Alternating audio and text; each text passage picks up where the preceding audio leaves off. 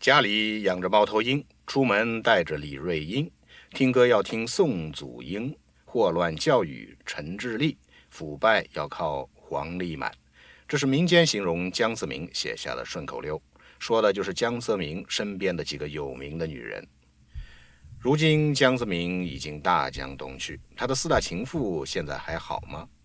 曾经大战中南海的二英近期都露面了，一个染金发太时髦，一个手臂线条成焦点。其实江泽民到底和多少女人有染，恐怕对他本人来说都是一笔糊涂账。江泽民淫乱治国，导致红潮末日，整个官场上梁不正下梁歪。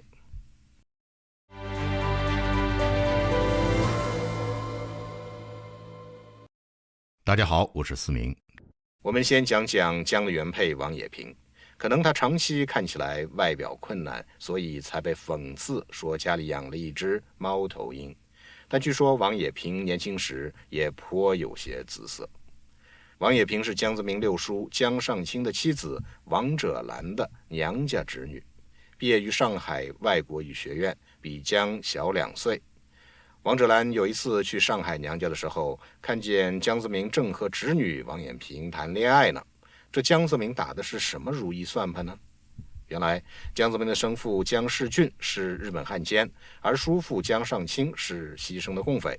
不过眼看着共产党要夺取天下了，形势反过来了，江泽民想牢牢地抓住江上清，就要更进一步拉近与王赭兰家族的关系，好把烈士遗孤的招牌稳准狠地砸在了自己的脑门子上。王赭兰当然不知江泽民的心思，还以为这孩子和他那无情无义的汉奸爸爸不一样，所以很赞同这门亲事。1949年12月，中共窃国刚过不到2个月，江泽民就火速地同王冶平结婚了。婚后的一段日子，江氏夫妻的关系还不错。王冶平在1952年和1954年相继生下江绵恒和江绵康2个儿子。除了这2个儿子，据传江泽民还有2个私生子，一个叫江传康，另一个外号叫宋江。江传康是江泽民与哪个情妇所生，目前不得而知。至于江泽民的另一个私生子，恐怕与宋祖英有关。好景不长，江泽民在1955年去了苏联实习，回国后就整天哼哼《莫斯科郊外的晚上》这首歌。他的心里自然是怀念苏联美女克拉娃。克拉娃是谁呢？她就是克克勃派出的诱挟江泽民就范的色情间谍。相传王冶平因为对江泽民不满，在自己的单位长春第2汽车制造厂，最终还是红杏出了墙，也送给了江一顶绿帽子。江泽民上台后，王冶平已年老色衰，早被江嫌弃。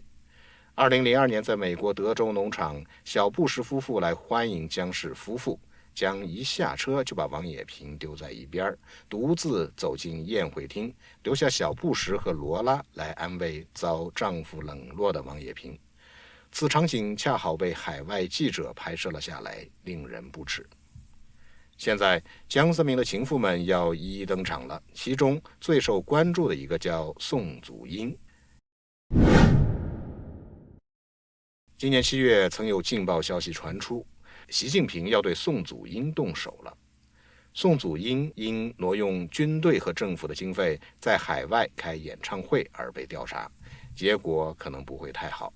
然而到了9月，一位北京网友又分享了参加宋祖英家宴的照片。在豪宅的背景下，宋祖英以香奈儿的装扮亮相，保养得当，特别是她手臂上的线条成为焦点。看来如今已经58岁的他，平时有坚持运动。宋祖英这次平安露面，也让人一睹他低调奢华的生活方式。宋祖英1966年出生于湖南省古丈县，苗族，女高音歌唱家和国家一级演员，拥有民族声乐博士学位。1991年在央视春晚的舞台上，宋祖英怯生生地演唱了一首《小背篓》，歌唱的没有给人留下什么印象，但化妆后的宋祖英特别抢眼，立刻就被爷爷辈的江大哥相中了。随后就把宋祖英调入了海政文工团。过去中共海军政委司令们要见江泽民那都很难，现在江却经常往海政跑，时间长了，大家都琢磨过未来了。原来江泽民是为宋祖英而来，从此以后，宋祖英就成了海政的台柱子。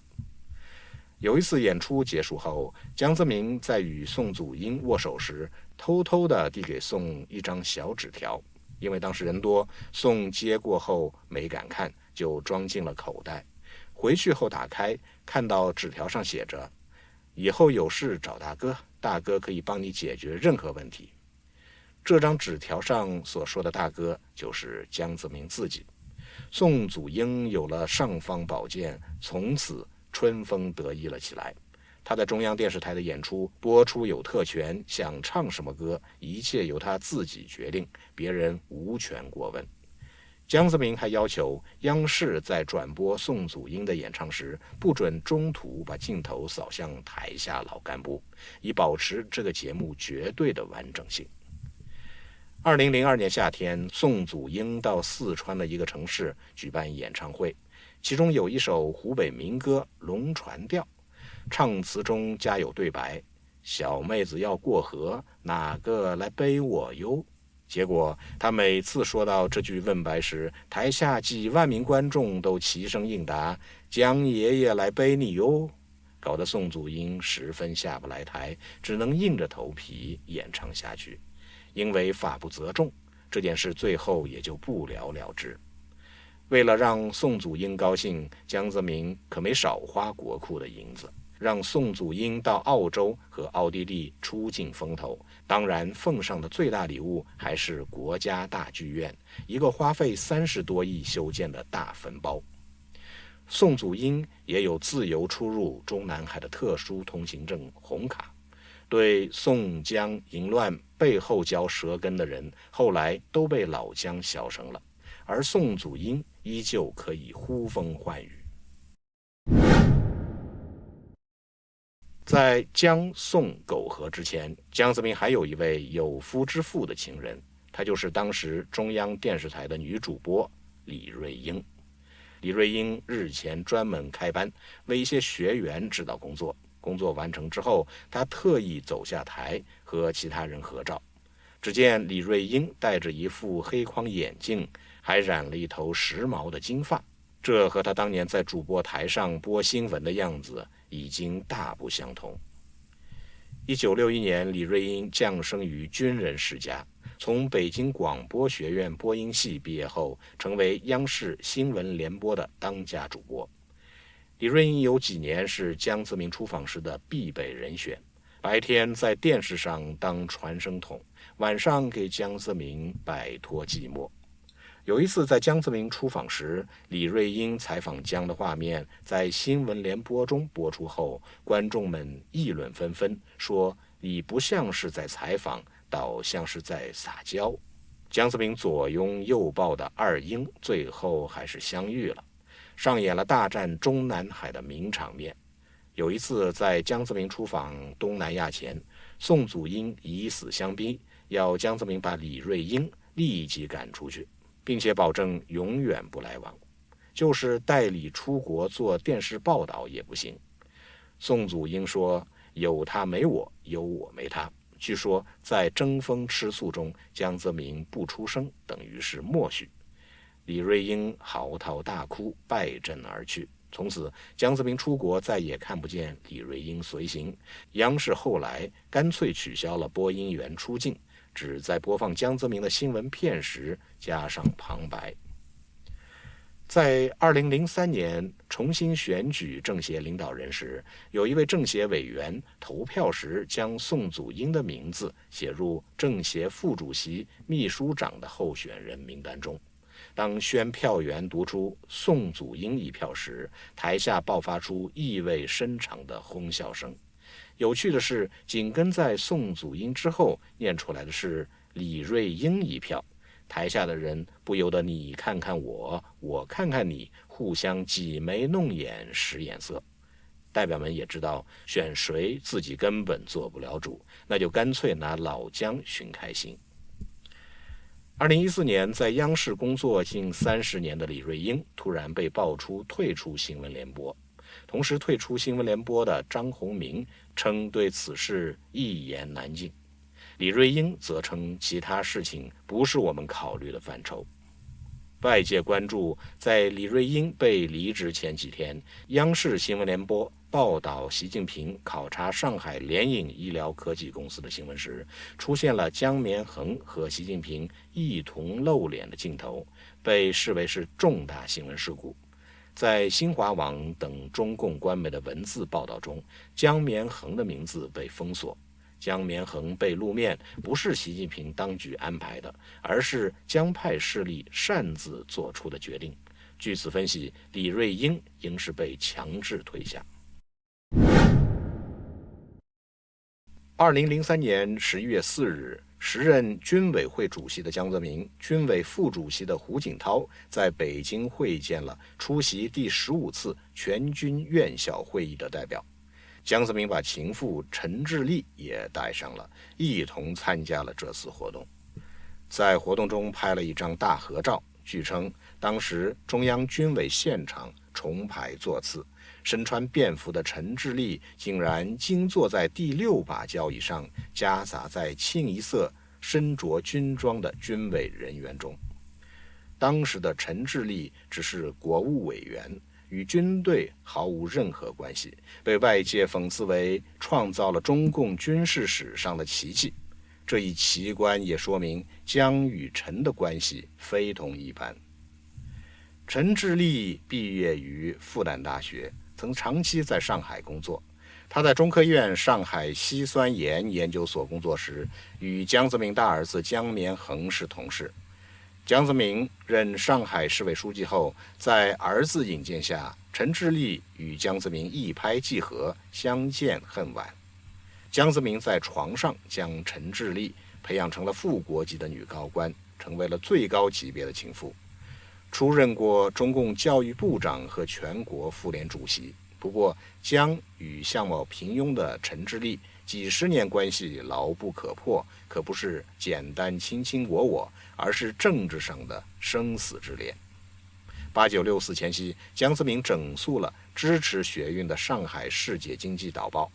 当年5月，江进京后，受到时任中共总书记赵紫阳的严厉批评。江感到大祸临头，回到上海后失魂落魄，上海帮也乱作一团。陈志丽马上向江表示，中央怪罪下来，我一个人会把责任全揽下来。从这件事上看，陈要替江顶罪，绝对是忠心耿耿，所以能在江泽民的莺莺燕燕中站稳了脚跟。陈志丽在当教育部长期间，将教育当作一场大生意，搞教育产业化，搞烂了中国的教育系统，对大学无限扩招，同时收取巨额学费，但大学毕业后却找不到工作，影响至今。所以有网友曾呼，像陈志丽这样的女人，不杀不足以平民愤。在江泽民宠爱的女人中，还有一位叫黄丽满。黄丽满是齐齐哈尔人，毕业于哈尔滨军事工程学院。80年代初，江泽民被任命为电子工业部部长，黄丽满则恰好任职于该部办公厅。据当时办公厅的同事回忆，黄丽满每天都打扮得花枝招展，在中午午休时间，他就悄悄地闪进了江的办公室。同事们只要听隔壁部长室的门锁咔嗒一响，大家就都神秘地交换眼神，不言语了。有一次，中央有紧急文件送给江泽民，送信的不敢搅了江的鸳鸯梦，只好在江办公室外边焦急地等了1个多小时。等下午上班铃打过了老半天，黄丽满才衣衫不整地从部长室匆匆出来。这个时候，送信的人才蹑手蹑脚地把中央文件送给了江。江泽民到上海任市长前，把黄丽满提升为电子工业部办公厅副厅长。江到上海后，皇家很快就装上了北京、上海的专线电话。6·4之后，江泽民又把黄立满调到深圳，但没人把他放在眼里。有一次，江率队前往深圳，市委领导刚坐下准备汇报工作，江泽民头都没抬，慢条斯理地问道：“怎么立满同志没到会啊？”这一问可把市委书记厉有为吓得心惊肉跳。虽然明知道黄立满没资格参加，还是赶紧派小车接黄到会。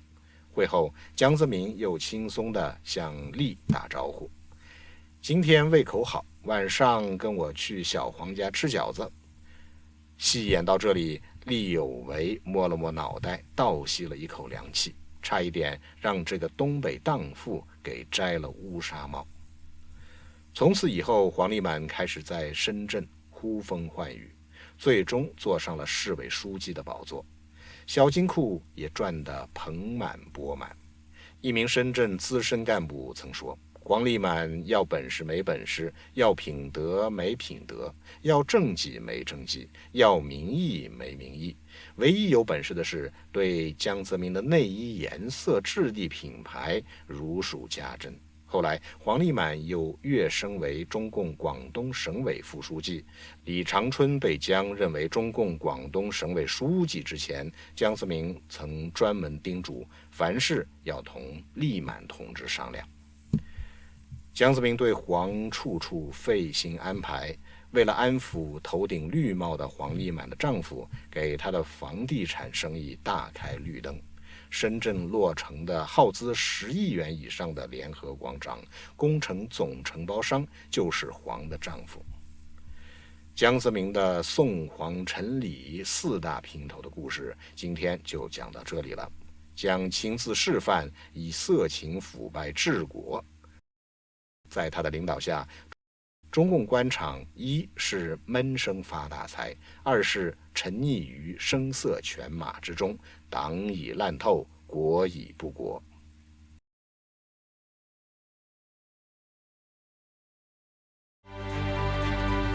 这里是希望世界，喜欢我们的节目请点赞订阅并按下小铃铛，我们下次再见。